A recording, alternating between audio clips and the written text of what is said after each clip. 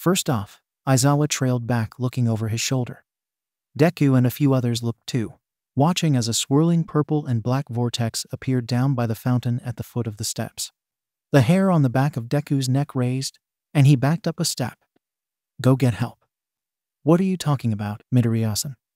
You need to go. Ida. Something is wrong. Huddle up and don't move, Aizawa-sensei shouted. Deku could have face-palmed if he wasn't currently fearing for the lives of his classmates. Deku had heard of the vortex during his time in his territory. It swept people away in the dead of night. Usually criminals, but sometimes homeless people or others with unique quirks.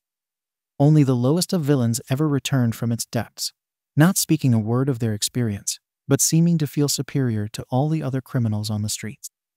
Deku knew that it meant nothing good for it to appear here. 13.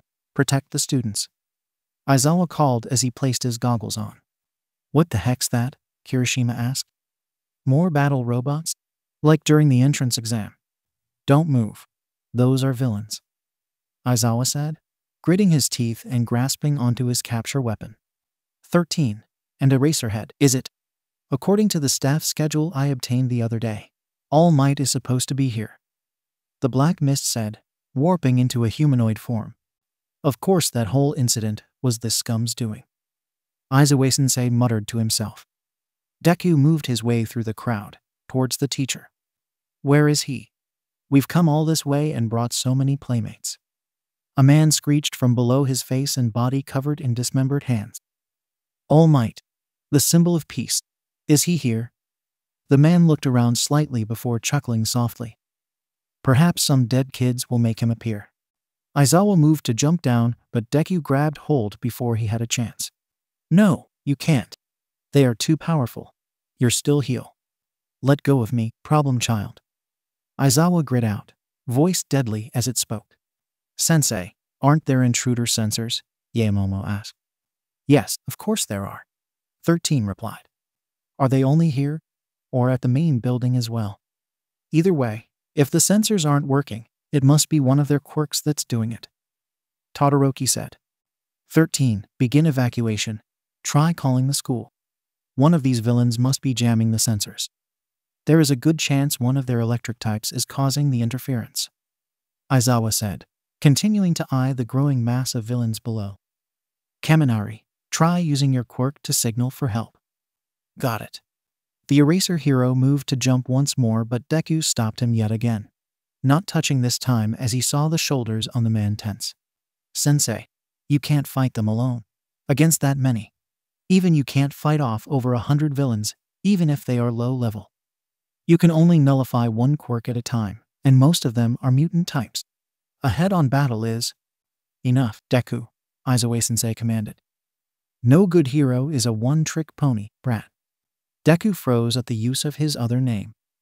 It had been a while since Aizawa-sensei had used it, since before the rules had been set in place. 13. Take care of them, Aizawa said just as he jumped into the villainous fray below. Deku was going to follow, but 13 was suddenly in front of him, corralling him back towards the group. Down below, Eraserhead was holding his own, taking down villain after villain in record time. He's defeating that many villains all by himself, someone called from the group. Deku watched intently. He knew Eraserhead could take these guys on, but something was off. Something seemed wrong. If Eraser fought all the small fry, he'd be exhausted by the time he reached the leaders.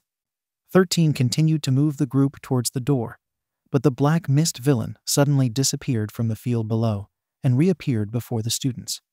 Greeting. We are the League of Villains. Forgive our audacity, but today we have come here to Yua, this bastion of heroism, to end the life of All Might, the symbol of peace. We were under the impression that All Might would be here today, but it seems his schedule was revised. No matter, my role remains unchanged. The mist began to spread, but was quickly quelled when Bakugo and Kirishima jumped into action, attacking the vortex wielder. However, the boys' attacks seemed to do nothing to stop the swirling mist from engulfing the group. In a matter of seconds, the world went black.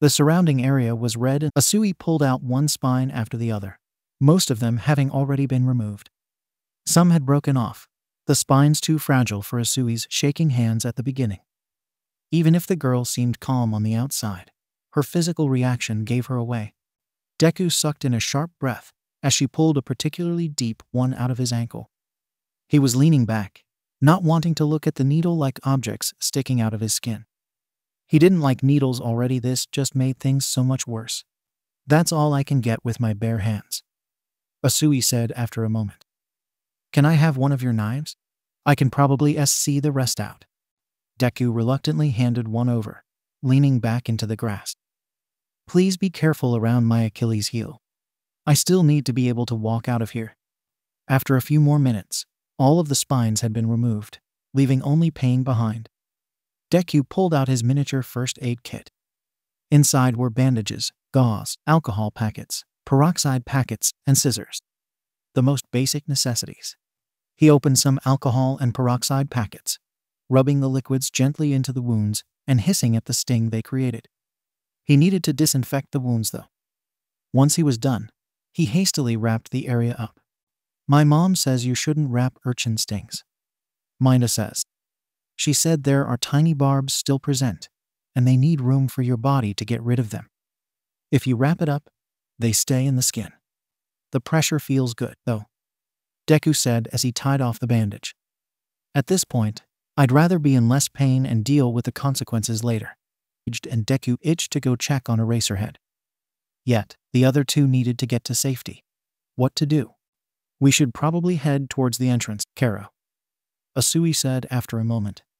How do we do that? There are villains everywhere, Minta asked, tears welling in his eyes again.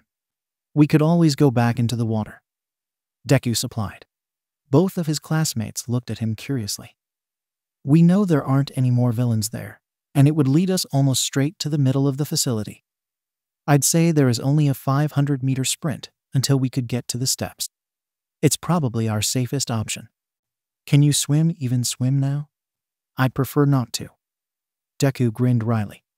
I'm more comfortable on land. But you two should go. I'll follow along the bank and stay hidden in the tree line. What if you encounter villains? Aizawa-sensei. I don't think they would waste manpower on places where we aren't supposed to be. I don't know, Midoriya, Asui said. It doesn't feel right to leave you. You don't have to. But the water will ultimately be the safest place for you, especially sorry. Minta can choose either course, but he'd be better to stay with you since you have a quirk. We should just all stay together, Karo. Deku shifted uncomfortably before looking at them more fully. I'm not going to be going straight for the stairs, he finally admitted. I want to check on Sensei. If something's wrong, I can go grab help from other sections. We have some strong people in our class. Asui sighed, looking around. That sounds like a really bad idea. Deku grinned nervously at her and shrugged. I'm not going to let you go alone. I'll stick to the waterways and get as close as I can to the fight. If you are in trouble, I can back you up, Karo. Deku nods, looking over at Minta. Whwa, you two are nuts. You don't have to come, Minta, Deku assures. The purple-haired boy pouts for a bit, his eyes gliding to the water. I'll go with Tsu, but if it gets too dangerous, I'm heading for the stairs, with or without you. With that, the trio parted ways, heading towards the same destination. Aizawa-sensei was worse than he had thought. In the grips of the hand-covered villain, blood began dripping down the hero's elbow, the skin and some of the muscle completely evaporating off the man. Deku reacted instantly, his body moving on its own as it had so many times in the past. Just as the Eraser hero yanked himself free, Deku collided with the destructive villain, kicking the older man in his head and knocking him off to the side. What the hell are you doing, kid? Eraserhead yelled at the boy, taking down a villain. Deku took out a knife and threw it, pulling the wire back to tie up another villain trying to sneak behind his guardian. Saving your ass, Eraser. What's it look like to you? The man grunted, but didn't respond, turning to evade another attack from the side. Deku was now also a target of the villains. The boy weaved in and out of harm's way, taking down villain after villain, but getting caught in a few attacks himself. The boy's sodden jacket still clung to his body, hood covering his face and hair as he fought. The feeling of having his identity hidden, fighting alongside Eraserhead, and fighting these low-life criminals sent a spark of familiarity and elation through him. Just like old times, eh? Deku joked as he and Eraser met back to back. You need to get to the stairs, Deku. You need to figure out that I'm never going to leave you in danger, Eraser. Deku, one of the villains said, stopping in his place. The boy froze at the recognition in the tone. Like the vigilante. Sit. You really need to leave. Eraserhead whispered urgently. Wait, some of them are backing down. Deku replied.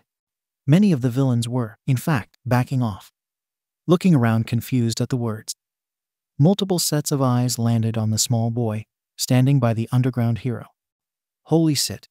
Holy sit. One criminal started mumbling. Why are you here? Another asked. Deku didn't respond as the villains who didn't know him attacked again, and he was forced to take them down. No, stop, don't hurt the kid, another criminal shouted. The villains still fighting merely laughed and attacked again, only to be stopped by the criminals who suddenly had a change of heart. In less than an instant, criminals were attacking other criminals, protecting not only Deku, but Eraserhead as well. It was only a small group of about 10, but it was enough to sway the tide of the battle, throwing everyone off guard. What the hell are you doing? A scratchy voice rang out in fury. The hand villain was sitting up, awaking from the kick to his head.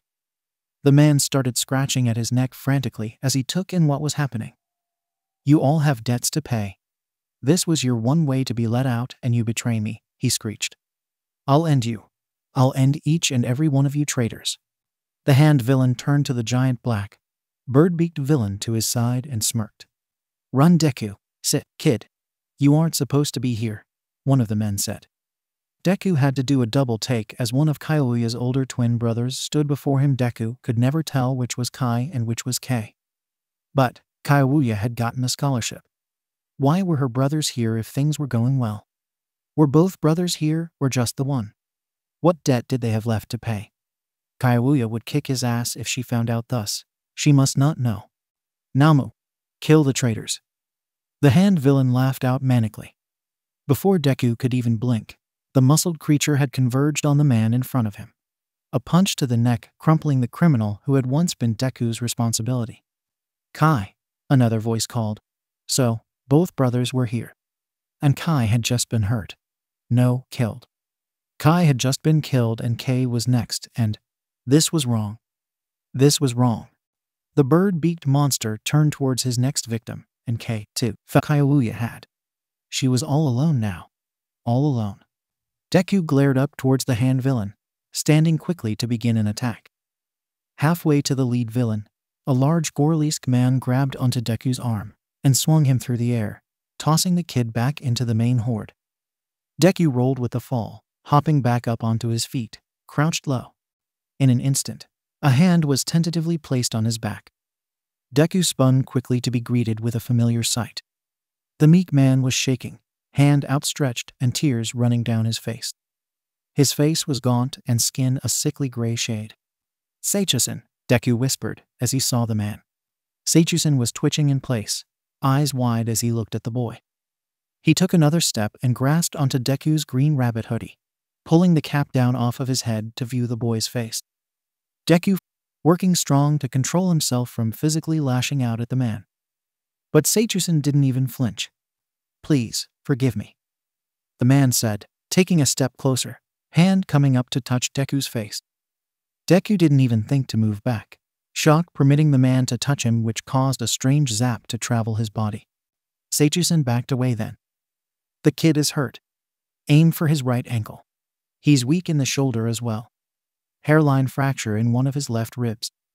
One good hit will break them and possibly puncture a lung if you're lucky, Seichusen said clearly for the other villains. Now Deku took a step back, shocked at the man's words. Suddenly, Eraser was pushing Deku out of the way as he defended against an onslaught of other villains, attempting to use Deku's weak points to their advantage. Damn it, kid. This is why I told you to run, Eraser shouted.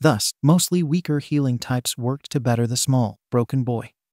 The bed looked too large for the small boy, drowning the child in white and making him look even more ill than if the room were full of color. He had woken a few times, pain hazing his eyes and a tube down his throat preventing him from speaking. The kid had tried to sign, but his injured arms refused to allow it. Thus, left with only finger spelling, he had spelled Aizawa over and over, eyes pleading with whoever was in the room. Yamada had stuck by his side through it all, not leaving the room for fear that the child might wake up alone at some point. The voice hero's heart ached to be with his husband, but he knew that this little boy needed him more. It was strong, though. This kid didn't want him. He wanted Shota. This kid wouldn't let Yamada hold his hand or hug him, only Shota. This kid didn't even seem to comprehend the comforting words spilling from his mouth, panic causing his ears to not work. Yamada knew that they would only respond to Shota. But Shota wasn't available. He wasn't even awake. The eraser hero hadn't stirred since the ambulance ride, where he had apparently demanded to see all of his students to ensure they were all safe. Especially the brat, a term that had the medics confused. But then, Shota's heart had stopped. The medics were able to bring him back, but the fact that an undamaged organ had stopped meant there was most likely severe brain damage. Shota had literally died 3 times before Recovery Girl had been able to heal him enough to stop his body from just trying to shut down. He might never be the same, Yamada. We won't know until he wakes up. Recovery Girl had advised. He may have memory loss. He may have speech issues. He may not remember how to walk or feed himself. Or he may be fine. We just don't know. The mind is very difficult to accurately assess. Shota couldn't be healed in the same way the little listener had been. He was too old and lacked essential stamina. His head wound was too serious. His previous injury from the weekend had wiped out his body too much already. Everything seemed to be stacked against the man. Yamada shook his head sharply, gazing down at the sleeping child in front of him. He needed to think more positive thoughts. The kid, at least, would be okay. He was almost completely healed by now, only 2 days later. His body, now much healthier than it had been a few short months ago, was teeming with energy. He could handle more healing sessions than Shota could, and, with the help of the different types of quirks, more healing could be done at the same time. Outer wounds were completely gone by now, a few new scars littering the boy's body, but that was nothing in the grand scheme of things. Many of the kid's injuries had been more superficial, allowing 2 of the healing quirks, a regression type and a transfer type, to work wonders. The regression quirk would rewind the boy's injury back to a time when it hadn't been injured. The drawback was only the part that the healer touched would rewind, and if done too much, something called time toxicity would take place and make him more ill. Thus, only the concussion and the wound on his ankle had been healed in this way. The other quirk, of which there were 3 separate people with basically the same quirk, was a transfer-based quirk. One of the doctors could transfer the kid's minor injuries onto himself. He only took on some of the more severe bruising. One of the doctors could take pain, not the injury, capable of expelling the pain from his own body via getting sick. That one hadn't been pleasant to view, but the child had relaxed once it was used. The third could transfer injuries from the boy onto other people. Yamada had volunteered to take some of the injuries, since he would be able to take more of Recovery Girl's healing sessions than the kid could currently. The broken rib the boy had had was inordinately painful. The bone pulled forward, almost puncturing the skin, instead of pushed inward as was normal. Yamada had actually cried out when the injury was transferred, proving just how terrible the injury had been in the long term. Needless to say, he was extremely grateful that Recovery Girl had been there to heal him immediately. But the kid was fine now. Only his arms were supported by slings, unnecessary aftercare despite being healed. Limbs were always more likely to redislocate after being healed when they were pulled from their sockets. The slings would be okay to come off by midday on Monday. It was only Sunday right now, though. The kid still hadn't woken from his final healing session, but was starting to stir slightly. Yamada called Recovery Girl and waited for her to arrive as the boy came closer and closer to waking.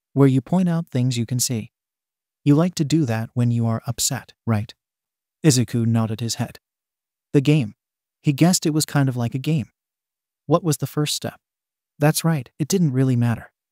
This game was easy. Choose one of the senses. Usually sight, but the world was still so blurry. He could hear just fine now though. He had breathed, and now he could hear. You're breathing. I can hear you breathe. Izuku fumbled over the words, gasping for air as he spoke. Another deep breath, in and out. Good. That's good. Give another one. Izuku shook his head. I want Aizawa-sensei. I want him. If he's alive, I want him. The tears started falling in earnest again, and the calm that had started forming disappeared quickly. Yamada-sensei hummed. You can see him, but you have to calm down first. Do you want to try again? Maybe I can help. We can take turns. What first? Izuku struggled to focus. H here. What C can you H here? Oh, well, I can hear your voice, little listener. Yamada said, a cheerful tone weighed down by the heaviness the hero was probably experiencing. Now, you tell me one. Izuku gasped out and held his breath to listen. He wasn't supposed to do that, but one step at a time. Be beeping. It's still beeping. Those are monitors from other rooms. A new voice piped up. Izuku flinched, but relaxed when he recognized Recovery Girl's voice. She was on the other side of him, messing with the machines. Is he alive? They aren't lying to Yamada-sensei. He's alive? Izuku asked, breath catching in his throat again. Eyes clouding with tears. He is alive, Midoriya-kun. The woman said softly. Come on, little listener. Let's keep going. It'll help. This is something to feel. Yamada thought for a second. Like the cold air? Izuku nodded. The scratchiness. The blanket is scratchy. The chair I'm sitting on is pretty uncomfortable. That's too much of an opinion. It can be strong. The bed is strong. All right? Then this chair is strong. And another sob escaped his mouth, though much quieter than the others. Izuku was finally starting to calm down. How about something you can see? Izuku looked up. He wanted to rub his eyes, but he couldn't. It's all fuzzy on watery. And I can't. Izuku shook his head violently. Let me wipe your eyes, Yamada said. Then there was a gentle hand on his face, and Izuku flinched back, unable to stop the reaction. Yamada hesitated but pressed on, using the edge of the blanket to wipe at the tears in Izuku's eyes. Izuku blinked. The world still wasn't clear, but it was better. You look awful, Izuku said, getting a view of the voice hero for the first time. I'm pretty sure that was an opinion. Yamada huffed, only to backtrack slightly when more tears filled Izuku's eyes. You're in everyday clothes. Where is your color? Yamada paused, trying to understand the question. Oh, I'm just borrowing this shirt. It's Snipes. That's why it's black. He gave me this shirt. Izuku leaned forward, into Yamada's saying. The man was sitting on his bed now, making the most easier. It's all wrong. Everything is wrong. Is Aizawa-sensei gonna see you like this? He shouldn't. He likes your colors. Izuku was significantly more calm now. Tears still leaked onto his face, but breathing was much easier. I'll change before I see him. How does that sound, little listener? Izuku nodded. All right. Recovery Girl spoke. Izuku didn't jump that time. I need to check you over. Are you going to fight me? Izuku looked at her, and then back at himself. He was still resting his head against Yamada-sensei's saying. Not on purpose, he replied. The woman nodded and stepped up onto her step stool. I'm going to turn these machines back on. It will start beeping again. Is that okay? Izuku nodded. In less than a minute, the steady beep of the heart monitor filled the room. Your heart rate is still high, but nothing serious. Blood pressure is good. She jotted down some notes before turning to Izuku. I need your temperature. She pulled out a forehead thermometer and pressed it against Izuku. The boy had to focus on not backing away. Why aren't both of you with Aizawa-sensei? Izuku asked. He's sleeping, You are awake. Yamada replied, much more short than normal. Temperature is below normal. Are you cold, Midoriya-kun? Izuku shook his head. It's because of when I woke up. Like last time. But my shoulders still burn. Recovery girl nodded. You didn't answer. Why aren't you with Aizawa-sensei? There isn't much to do while he sleeps. She answered similar to Yamada's answer. I need to check your torso and back. I'm going to remove the gown you are wearing. Izuku nodded again, allowing the woman to partially undress him. Izuku looked fine. Not even a bruise remained. How? Hadn't he been seriously hurt? He had been in so much pain. The healers did a good job, Recovery girl stated. How long have I been here? 2 days. The small woman replied. My ribs were really hurt. How did you fix it so fast? Along with everything else. Recovery girl glanced at Yamada for a moment, and the blonde spoke. They used a few different types of healing quirks to help you. Plus, you were sleeping for most of it, so your stamina wasn't being used up. Izuku nodded. I'm calm. I want to see Aizawa-sensei. You will. But you need to be patient. Recovery girl chided. Patient, apparently, meant not seeing Aizawa for a few hours. Izuku was itching to find the man, and yet, no one seemed keen on letting him. Now that he was finally awake, Recovery girl had coaxed Yamada into grabbing a shower, something the man apparently hadn't done for the past 2 days, whilst waiting for at least one of the two hospital-bound people to wake up. When the hero did that, Izuku had made his move.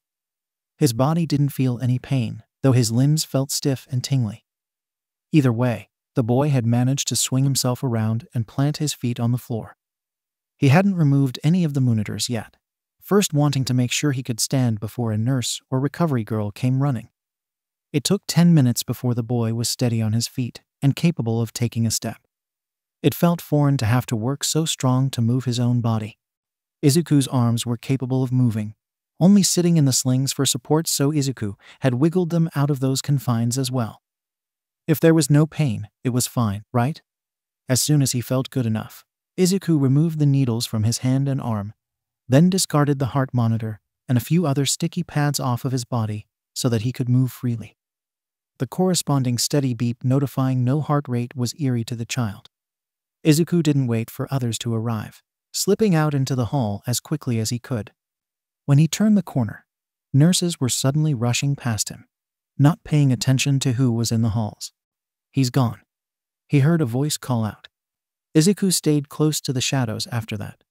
Izuku had no idea where Aizawa-sensei's room was, but that didn't stop him from looking. After traversing 2 floors, avoiding as many doctors and nurses as possible, Izuku managed to find the room labeled Aizawa. Izuku's heart was suddenly in his throat as he peered at the closed door. 1 step, 1 push, 1 look into the room, and Izuku's world seemed to tumble out of control again. Yes, Aizawa-sensei was alive. Yes, the man was breathing on his own. But, bandages wrapped every inch of the man from the waist up. His hair was barely visible under the many wrappings. Blood seeped sluggishly from the nose area, and the heart monitor beeped unevenly. Beep, beep, beep, beep, beep, beep. Izuku moved hesitantly into the room, afraid to breathe and harm the man more. Aizawa didn't even notice his entry. Reaching the bed, Izuku assessed the situation only to come to the same conclusion: Aizawa-sensei was almost completely broken. How the hell was he ever going to be the same? The small boy backed out of the room again slowly, falling to sit on the wall opposing the man's door. He shook and held his head in his hands, eyes never leaving the crack that led to the broken man. This was his fault. It was Izuku's fault that Aizawa had gotten so injured. Maybe if Izuku hadn't gotten involved, that hand villain wouldn't have sent that beast after his teacher. Maybe if he had tried to run for help, for real help, the other heroes could have reached them faster. Maybe if Izuku wasn't cursed, his guardian wouldn't be on the edge of leaving him. That had to be it. Aizawa was refusing to abandon him, and the universe was angry about it. Just like it had been when Mama stuck around for too long. Izuku wasn't supposed to be happy. Izuku wasn't allowed to rely on anybody.